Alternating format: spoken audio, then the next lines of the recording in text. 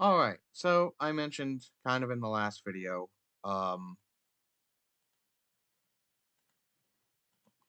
that I would be going over this deck. This is a Simic, which is green-blue, um, landfall deck.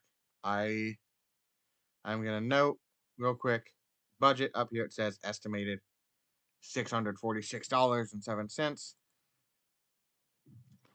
If you go look at the prices in Architect via buy deck, um, you get a little bit different. You get anywhere between low 500 to mid 600. I'm not gonna. I didn't really have a budget for this deck because a good chunk of this stuff I just pulled out of packs and stuff. So if I sat down and mathed it out, it probably would be closer to $1,000, just because $1,000 US. Um, so there's that.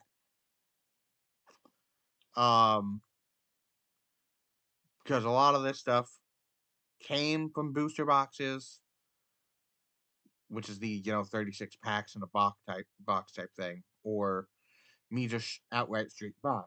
Um, so the commander is Tatyova, uh, Benthic Druid or Benthic Druid. Do not know how to pronounce that middle word there. She is a legendary creature for 5 mana, 3 generic and a green and a blue. She's a 3/3 Merfolk Druid. She has landfall. Whenever a land enters the battlefield under your control, enters, you gain a life and draw a card. No, it specifically has to be enters the battlefield under your control. You can't like steal someone else's land because it's at that point it's already entered the field. We do not play that many artifacts. In fact, only three of these are mana rocks. That is Soul Ring. We play that because 2 mana. They're making 2 colorless mana for 1 generic. Is pretty good. Yes, sure, it's colorless, but depending on how fat, what you draw, I have gotten my commander out as early as turn 2. Turn 3, actually, no. I think it was turn 3. Commander earliest at turn 3 because of Soul Ring, where it's turn 1, play a forest, and then a Soul Ring. Turn 2, play an island, and then tap the forest and the Soul Ring for a Cultivate. Um, turn 3, play the commander, then you can have a land via the Cultivate, which is in here. It's down here. Yes. To trigger the ability. Folio of Fancies. Yes, it gives everybody no max hand size, but it gives some draw power. You can pay 2 generic and a blue to have each opponent mill a number of cards equal to what's in their hand. Which can give you a win con. Because say you sit here and you make a lot of mana, and you're like, oh hey, I have 40 mana available. I'm gonna make everybody draw 20. Go to next turn. Oh, minimum card in hand. Is 8 minimum cards in hand is, let's say, 16. Okay, everybody mills in hand, which is minimum 16. That's pretty good. Um, Although you're using it mostly for the effect of each player draws X and nobody has a max hand size. You aren't using it for the mill.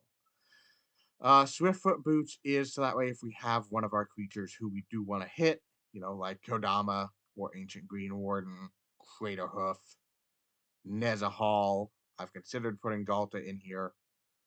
You can play early. Thought Vessel is another way to get no max hand size. We have 4 ways to do that. One of them is Folio, another is Thought Vessel, uh, Decanter of Endless Water, uh, Reliquary Tower is in here. Yes, I think we actually have more than that. We have 2 more at least. I know. We have Finale of Revelation can give you no max hand size if X is 10 or more. Uh, Wizard class does.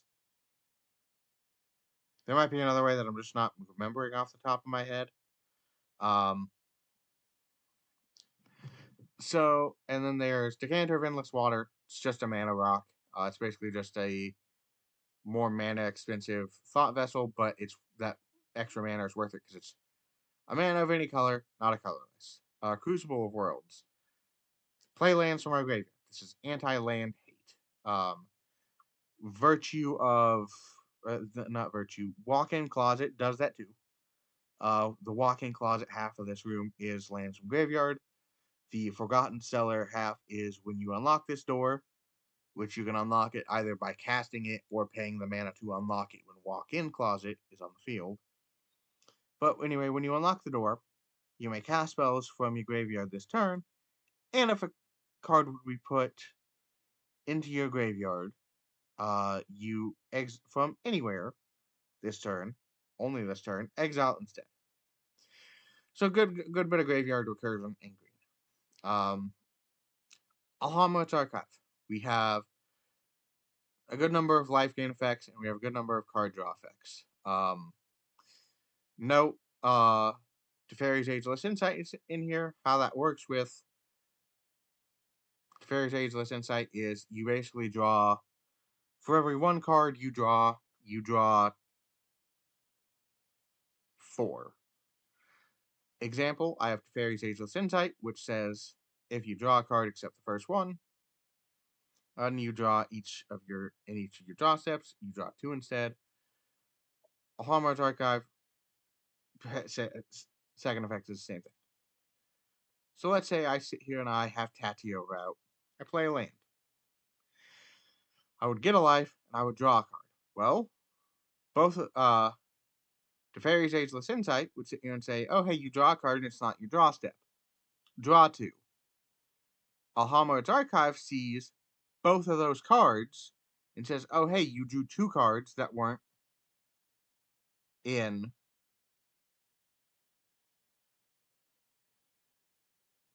and it wasn't your draw step. Boom. Well, since Teferi's Ageless Insight has already activated, to my knowledge, Teferi's Ageless Insight wouldn't activate off the Alhamma's Archive draw. Now it is a landfall deck. Let's kind of go over the lands. I'm playing 10 forests and 10 islands. I'm playing a Bark Channel Pathway, which the backside is Tide Channel Pathway. That's basically just a non-basic forest in island. They come in it's a dual face card. One side is Bark Channel Pathway, the other is Tide Channel. They come in on tap. They tap for a green and a blue. It can be either or, so that's pretty good. If I need an island, I have one. If I need a forest, I have one. Bant Panorama comes in untapped, can tap for colorless, and I can use it to get a forest or an island. I can pay 1, tap it, and sack to get a forest or an island, which can let me. I can play this, and if I have the mana to activate that effect, there's a second landfall trigger. Alchemist Refuge taps are colorless, but if I have a green and a blue available, I can cast stuff with flash. That can be really useful for letting me, for instance, if say I have a green and a blue untapped, it's somebody's instep, I can activate that, then cultivate on their instep. Or I can do something like Finale of Devastation on their instep. Although, Finale of Devastation, if I'm casting for more than 10, doesn't matter because it gives that stuff haste. I could do Finale of Revelation. I could do most of the sorceries I wouldn't want to cast on instep. It doesn't really matter. But it would let me get some of my enchantments, creatures, or artifacts out. Blighted Woodland. It lets me get 2 basic lands, put them onto the battlefield tapped. It's a slightly more expensive cultivate, but also on a land. Dreamwood Cascade. And also battlefield tapped unless I control 2 other lands. It's usually gonna come in untapped in this. Evolving Wilds, sack it, search for a library for a basic land, put it on the battlefield tapped. It's just an extra way to get landfall triggers and or other extra lands on the field. Fabled Passage, same thing as Evolving Wilds and Panorama, just extra lands on the field, although those lands can potentially come in untapped if I have 4 more lands. Field of Ruin, I hate to be this guy. It is 100% land destruction. That's why it's in there. It's destroy target non-basic land. It is so that way I can sit here and go, oh hey, you're playing Itlamok, Cradle of the Sun in a token deck. Yeah, no, I don't like that. I know what that could lead to. Kill it. Or it's like, oh, you played Urborg and Cabal Coffers? Yeah, I'm just gonna no. This combos really well with like Walk-in Closet and Crucible of Worlds because I can just pay the 2, sack it, destroy the non-basic land. Next time I would get to play a land, play it out of my graveyard if I have those on the field. Flooded Grove, it's what I call a filter land. I don't know if that's the actual term, but it's where you pay a mana to basically filter it. In this case, you can pay a green or a blue to tap it and get either double green, a green and a blue, or double blue. So you technically make more mana, but you make mana of specific colors, which can be helpful.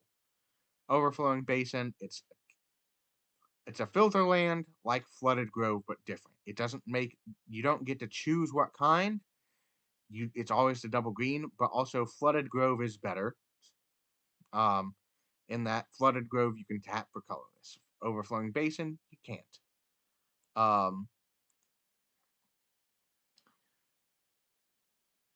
Rejuvenating Springs it's a land that it's gonna come in untapped most of the time. The only time it's not is if you're down to if you're playing a 1v1, or like you've knocked other 2 people or got knocked out. Reliquary Tower is a no max hand size source. Simic Growth Chamber bounces a land, so it's a good way to get an extra to have a land in your hand. Funny enough, this is not in the deck, but there's a thing you can do where with Simic Growth Chamber, where if you have a card that says lands you control enter untapped, you can play it, and then with its enters bounce, it'll enter untapped if you have something that makes it enter untapped.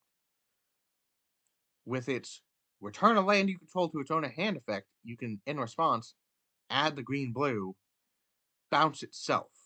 And then if you're playing multiple things that let you play multiple lands, like Azusa, Courser, well, not Courser, Azusa, Dryad of the Elysian Grove, Exploration, stuff like that, you can just do that multiple times.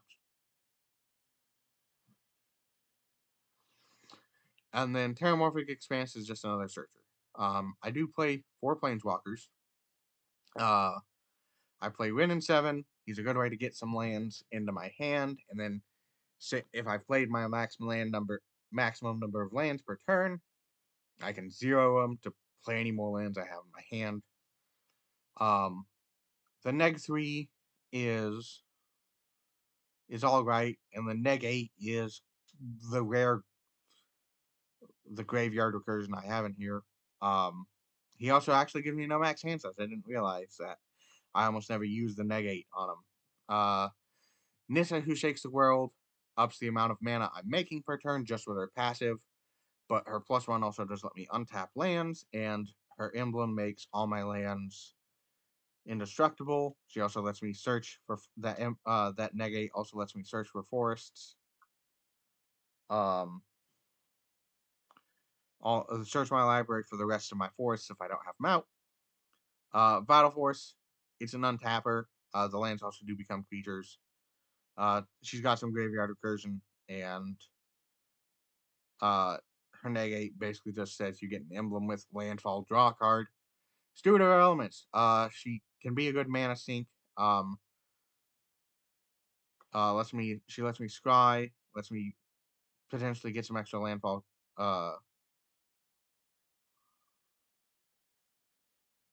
She lets me get some extra, landfall triggers or creatures on the battlefield.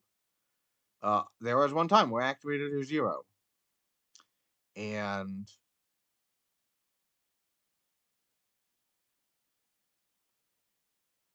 I used a 0 for 9 and immediately hit Crater Hoof, which is a thing you can do. Go to creatures. Bristly Bill, it's landfall. He can make my creatures bigger. Landwar Scout, it's a way to. It's basically, he might as well say, hey, you can play an extra land on your turn. Um, but the bad thing about that is, you do have to tap him. Lotus Cobra makes mana. Fast as Oracle is an alternate win con. I can consistently get this off in this deck. I have consistently gotten it off. She's one of the main win cons for the deck. The main win cons are either play Fast as Oracle or play Scoot Swarm and get a boatload of Scoots. Azusa has 2 additional lands. That's 2 additional landfall triggers. Courser of Crewfix. Play with the top card revealed. You can play lands from the top, and then you landfall gain a life. Drought of the Elysian Grove. Let's play an additional land, and all my lands count as every basic land type. What that means is, replace all these lands we saw. Alchemist Refuge, Bant Panorama, Bark Channel Pathway, Blighted Woodland, uh, Dreamroot Casket. Well, basically all your lands might as well have tap, add 1 mana of any color. Sure, they can still tap for whatever they normally tap for, like a forest can still tap for green, islands can still tap for blue, but now this forest can tap for red, and the island can tap for, like, white. Not that I play anything of that color. Scoot Swarm, it's Scoot Swarm. If you've been playing Magic for a couple months now, at minimum, you've probably seen a Scoot Swarm before. Go off. Tireless Provisioner. Landfall, make a treasure or food. Treasure is more mana, food is some life gain. More life gain if I need it. Seedborn Muse. Untap all permanents during each other player's untap step. No, that is not. That is, yes, the permanent that is the player immediately after you, but that is also every player in the turn cycle. You untap your permanents. How is that good? Well, it helps you keep mana up for your instance. It helps you if you have Alchemist Refuge, flash stuff in when you need it to. AEC, it lets you play an additional land and draws you a card when you play a land. Ancient Green Warden lets you play lands from your graveyard, has reach, who's a good way to get around. He's one of the 2 ways you can get around flyers. But also, your landfall abilities trigger twice. It's not worded exactly like that, but it's if a land entering the battlefield causes a triggered ability of a permanent you control to trigger, that ability triggers an additional time. Kodama of the East Tree has reach, 6/6. He technically can be a commander, but you would need a blue partner commander for him. He has another permanent enters the battlefield under your control. If it wasn't put onto the battlefield with this ability, you may put a permanent with equal or lesser mana cost from your hand onto the battlefield. So if say you have 2 lands in hand, you can play one, and then Kodama will sit here and say, "Hey, I didn't tell you to play that. Play another land, or any 0 cost permanent you have." Well, that's another land. Funny enough, if Ancient Green Warden is on the field, uh, Ancient Green will say, "Hey, activate that ability again. Play a 3rd land." But Kodama will on that 3rd land see, "Hey, I didn't tell you to play that. Play a 4th land," and you can keep doing that till you just spread all your lands on the table and be like, "Here you go. I have all my lands out. Have fun," and they're untapped. Rampaging Baloths. It's a 6/6 body that makes you more decently sized bodies, and it has Baloth has trample. Royal Elemental is you play a land, you can steal a creature. So you can steal somebody else's commander. You can steal maybe somebody else played a Crater Hoof before you or stole your Crater Hoof. You can yoink it back. Nezahal Primal Tide. He can't be countered. Gives you no maximum hand size. I forgot he did that. Whenever an opponent casts a non-creature spell, which they very likely will do a couple times throughout the game, draw a card. But then you can discard 3. Fun fact, you probably want to do lands for stuff like Crucible World, but you don't need to. But discard 3, blink them, which blinking is basically just exile them, return them to the battlefield tapped under its own control at the beginning of the next end step. Next Bloom Ancient, he's a body, but more importantly, he's a mana tripler. We have another mana tripler in the deck. When we get to that, I will explain how those stack. Craterhoof. He has haste. When he enters the battlefield, he bumps your creatures. He increases your creatures in power and toughness by the number of creatures you control, and he gives all of them trample. This can be pretty good. Sorceries. Explore. It's a card draw and additional land per turn. Farseek. Additional land. Craterhoof Behemoth. It's a creature searcher. Theoretically, you can use it on any of these creatures, but the best use I've had for it is have Scoot swarm out for a couple turns. Make a couple of those copies. Usually 6. If you have like 4 or more copies, you're gonna be good. Then play that for 10, so that way you can get Craterhoof right on the field. All your creatures get +10. Will get +10, +10, and haste, and then Craterhoof single trigger. They'll get plus however many creatures you have and trample.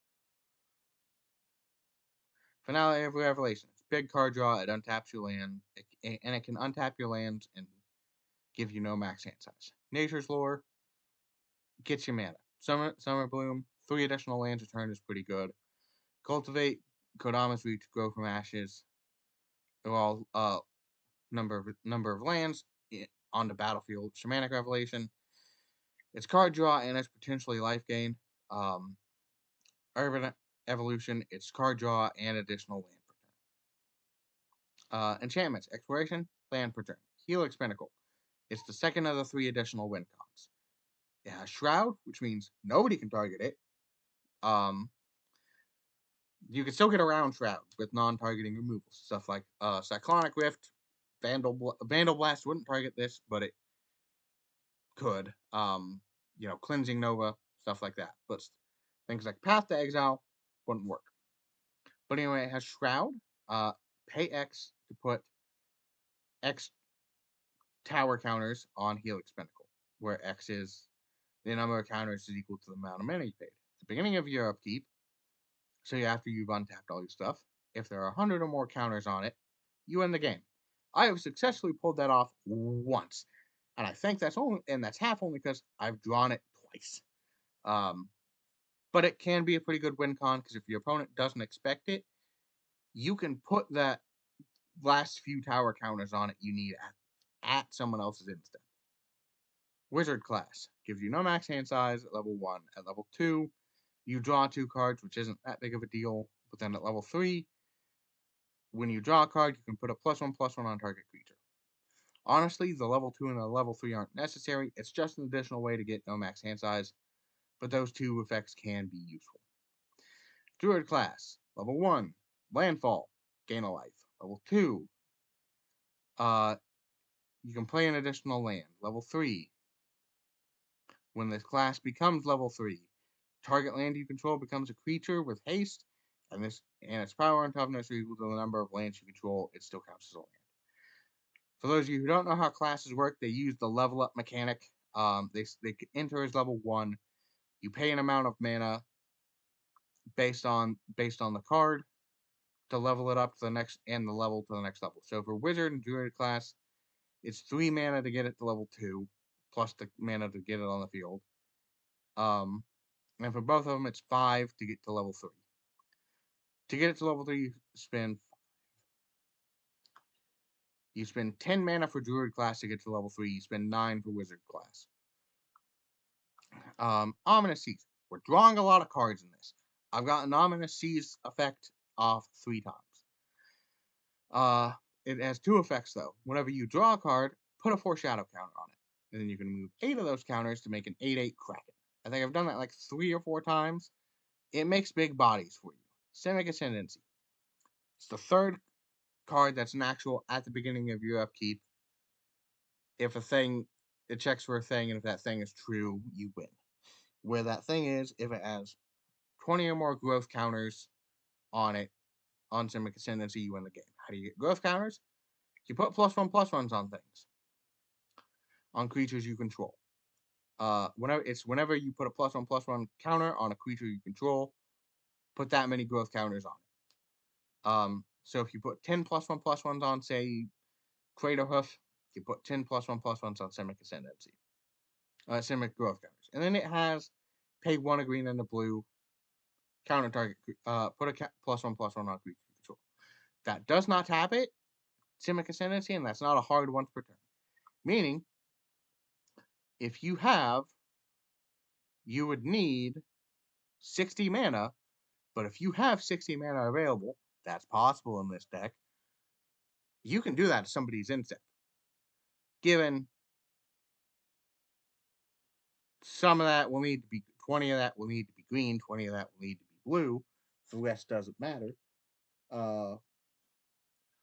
But you can sit here and be like, oh, hey, I've got my commander out, and I've got 60 mana of it available to me. I'm just going to do this. Retreat to Kohlheim lets you scry, but it also, you can tap down your opponent's creatures. You can also, any lands you've made into creatures, and or any land creatures you've made through Druid class. Well, yeah, just any lands you've turned into creatures, you can untap after you've tapped them to mana. Fairy Sage's Insight, it's more card draw, we already went over that. Virtue of Knowledge, the adventure side lets us copy target activated or triggered ability, and you can choose new targets.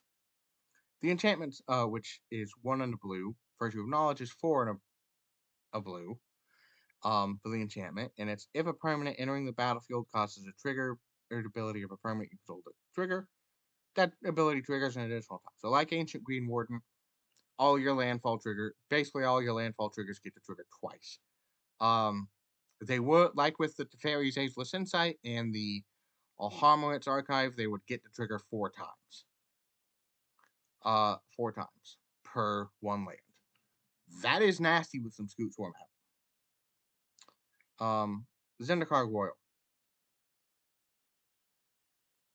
When a land enters the battlefield, you make a 2/2 elemental. It's not bad, but it's a good way to get bodies on the field. Primeval Bounty. When you cast a creature, make a beast. When you cast a non-creature, put 3 +1/+1s on a creature.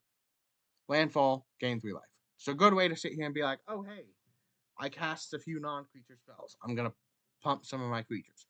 Oh, I cast a couple creatures. I'm making some beasts so I have more bodies. Virtue of Strength, its adventure side is a green. It's called Garen Brig Growth. It returns to target creature or land from your graveyard to your hand. This is what I said. Do not, like I said, with this, with Walk-In Closet, and with like the Crucible of Worlds,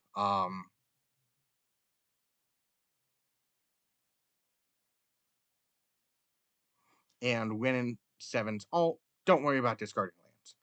But Virtue of Strength's enchantment is if you tap a land for mana, it produces 3 mana of that mana instead.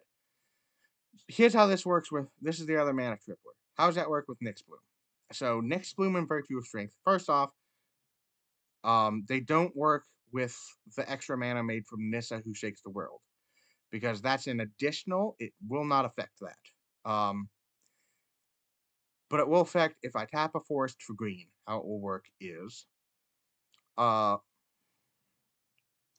you'll make ×3 from one of these, Virtue of Strength and Nyx Bloom, and then each of those 3 will get multiplied by 3. So you effectively do ×9.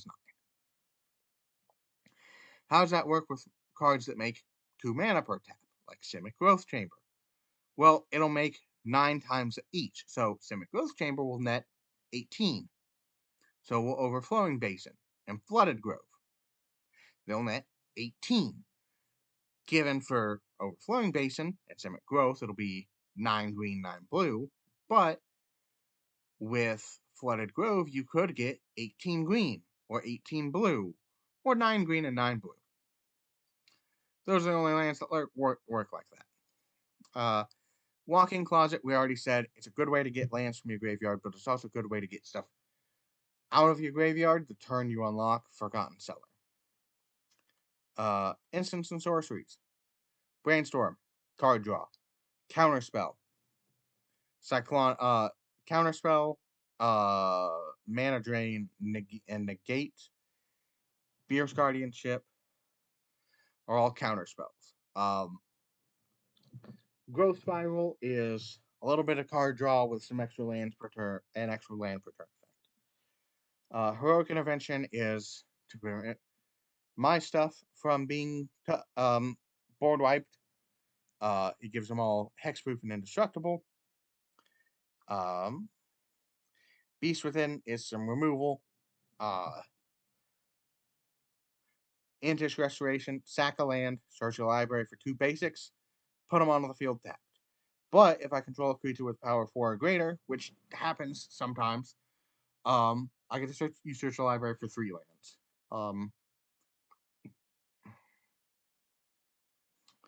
Gross Grip, it's a good way to get rid of an artifact and your opponent can't counter it because of split second. And Aetherize, it's like, oh hey, you're gonna swing it with me with a massive board? Yeah, no, all those are going back to your hand. And that's pretty much the deck. So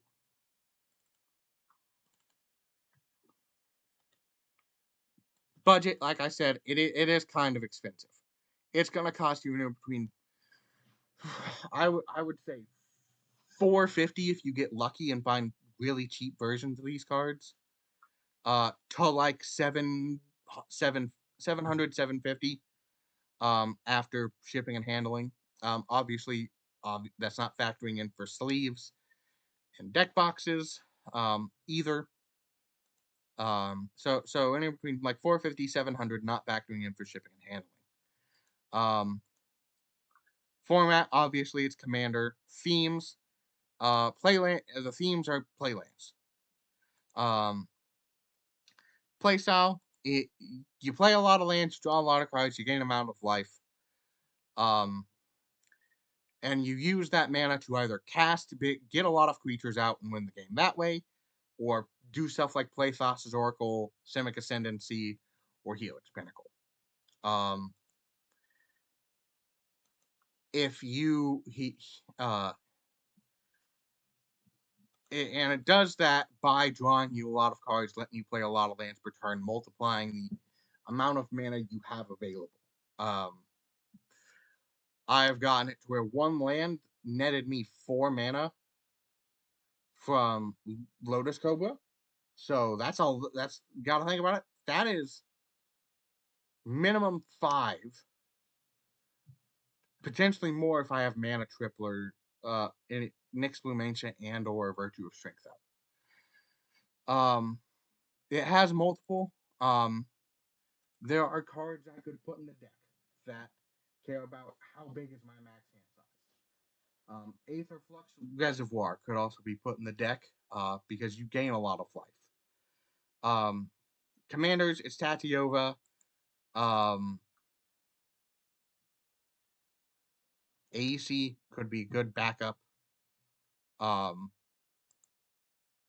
Tech options, I already went over this. Stuff like Aether Flux Reservoir could be good. If I had a red, blue, green commander for landfall, there's some red landfall stuff that could go in there, but this deck was built around being Civic.